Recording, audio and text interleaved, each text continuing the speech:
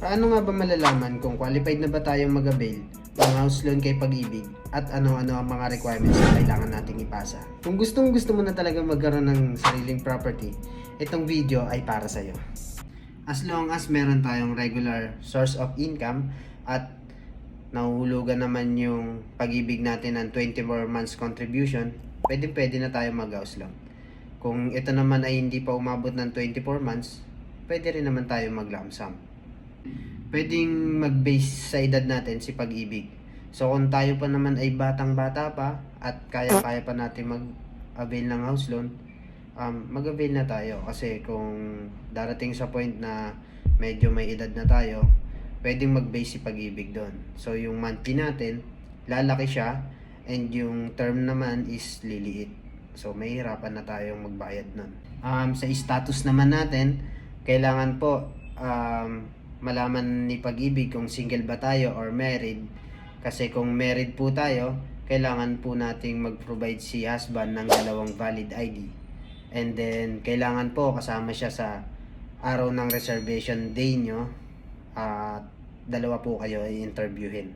Sa required salary naman po, kailangan po pasok po tayo doon. So, halimbawa kung ang required salary is 60 at yung basic salary natin is 30 lang, so meron po tayong option. Mag-add po tayo ng isang co-borrower para yung basic po ni co-borrower at yung basic niyo po is magko-combine lang po.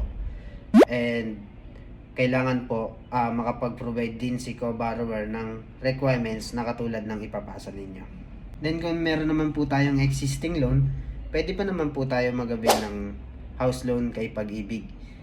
As long as ito po ay updated ang hulog at nahuhulugan naman ng tama, pwede pa tayong mag-avail.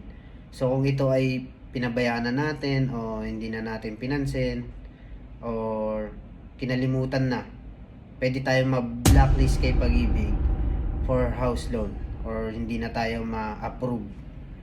Sana po nakatulong itong maikling video ko at sana po is qualified po kayo para mag-avail ng house loan kay Pag-ibig.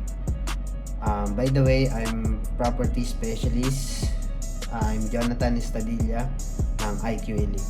So, ito po is yung page namin. Follow nyo po yan kung gusto nyo po maging katulad ko at gusto nyo rin makatulong sa maraming tao. Wow!